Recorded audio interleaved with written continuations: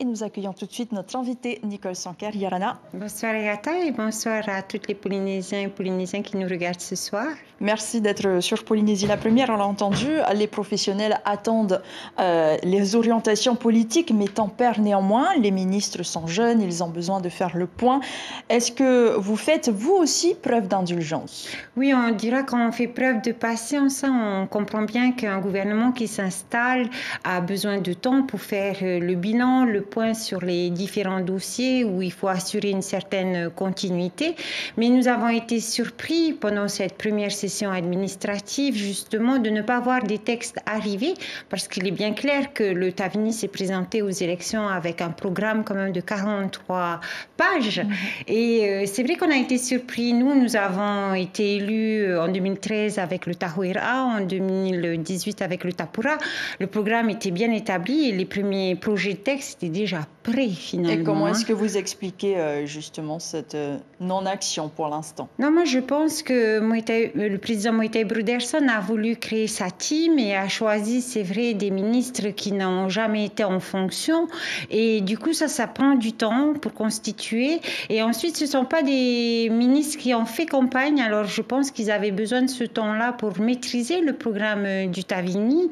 Alors, c'est vrai que nous, on était impatients au départ en commission, même à l'Assemblée, on posait énormément de questions et on avait à chaque fois la même réponse. On doit étudier, on y réfléchit, on reviendra vers vous. Donc, au bout d'un moment, on attend et on a hâte ce soir de connaître le cap qu'a choisi Moïtai Bruderson pour la Polynésie française, parce qu'il y a des attentes aujourd'hui.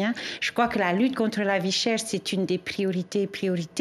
La visite de Gérard Darmanin nous a un peu rassurés.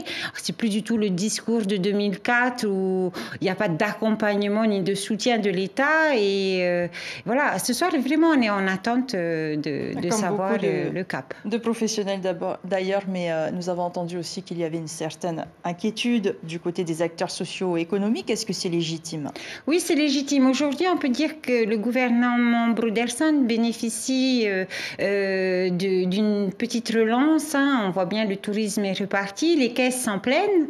Et d'ailleurs, c'est ce qui nous permet de financer la PSG pour 2023-2024. Mais on sait aussi que ce n'est pas une situation qui peut vraiment durer. Il faut vraiment mettre en place un plan économique pour soutenir les entreprises. Et pour nous, à Herea Purinitia, c'était de préconiser une baisse des impôts et des taxes pour pouvoir libérer l'entrepreneuriat pour créer de l'emploi, investir, une réduction massive des dépenses publiques. Je crois qu'ils en ont parlé. Ils parlent aujourd'hui des indemnités.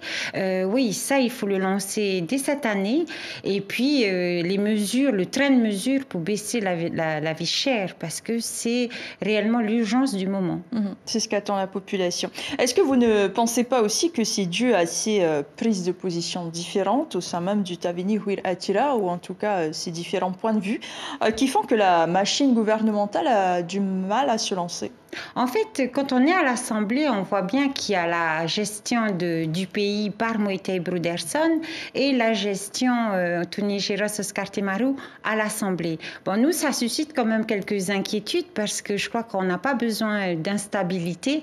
Aujourd'hui, Moïtai Bruderson a besoin d'une majorité forte et les dernières interventions de la semaine dernière, c'est vrai, nous laissent un peu perplexes et même inquiets. Parce que le travail va démarrer dès demain, je pense. Nous allons donc voir comment cela va se terminer. Là, vous parliez tantôt de la TVA sociale, c'est donc la seule mesure qui a été prise, en tout cas concrètement, par le gouvernement Moïtai Bruderson. Et justement, lors de la séance du 1er août, il avait indiqué que les réserves du pays pouvaient permettre d'amortir les dépenses jusqu'en 2024. Il souhaite donc profiter de ce temps pour mettre en place la réforme de la PSG. Elle est très attendue. Est-ce que vous pensez que c'est une bonne stratégie? De toute façon, il n'a pas le choix. Il a supprimé la TVA sociale et il faut absolument qu'il commence la réforme de la PSG parce que 2023-2024, ça va très très vite et il n'a pas le choix. Donc, est-ce que ce soir, on aura les grandes annonces de cette réforme? Nous, on a tenté d'avoir des réponses en commission avec le ministre de la Santé santé. Et on voit que pour le moment, ce n'est pas tout à fait clair. Vous avez l'impression que vos interlocuteurs aussi, ministres en l'occurrence, sont des personnes qui ne sont pas encore prêtes à gouverner?